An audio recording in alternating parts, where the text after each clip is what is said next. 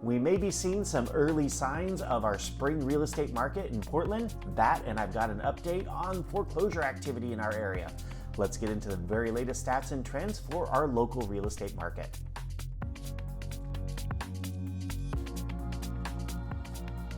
Hey everyone, RRMilligan here, bringing you the very latest in our local real estate stats and trends for the full Portland metro area, which as always in my sample includes Southwest Washington. If you do have any questions about what's going on in your specific neck of the woods, just drop me a line or post your question in the comment section. First up, our sale prices. Sale prices are still lagging well behind the numbers that we were seeing last year at this time.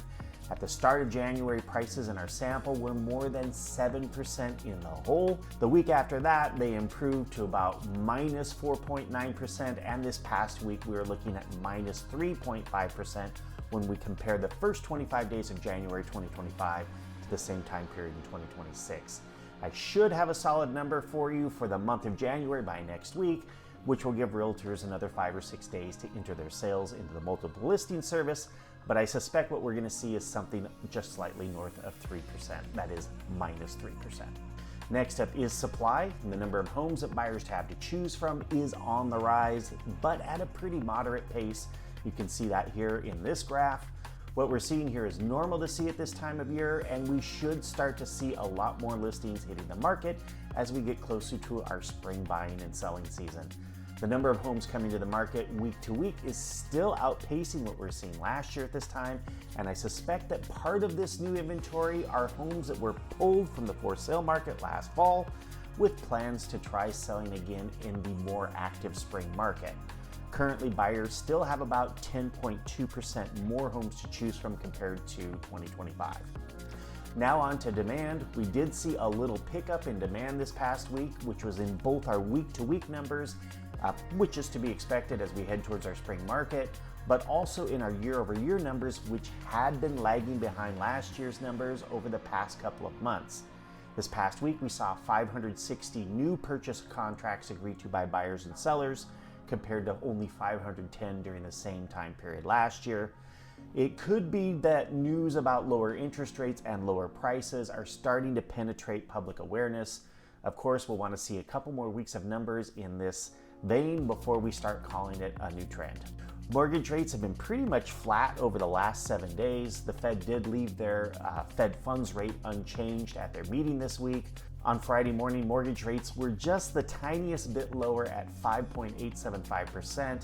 I'll throw a rate sheet at the end of this video so that you can see what you can get for the full spread of mortgage options.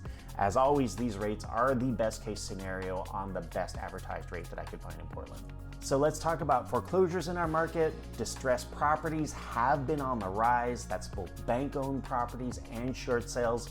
Bank-owned properties, of course, are homes that the bank has already foreclosed on and taken possession of.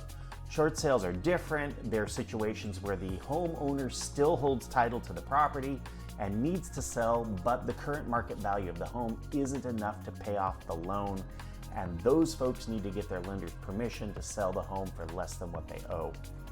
We're currently sitting at 106 bank-owned properties on the market and 88 short sales.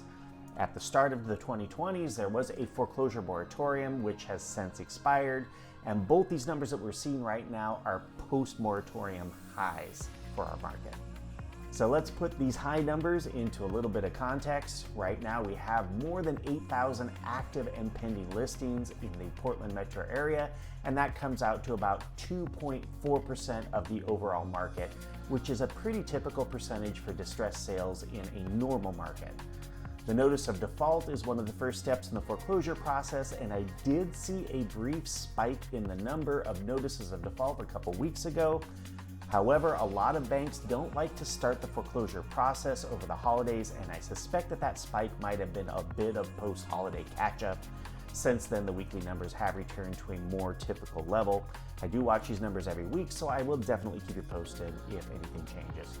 And on that happy note, we hit the end of this week's report. Thanks for watching the video to the very end. I hope that you got something helpful and informative out of the video. As always, I would love a like or a subscribe if you haven't already. Have a fantastic weekend, and I will see you right here next week.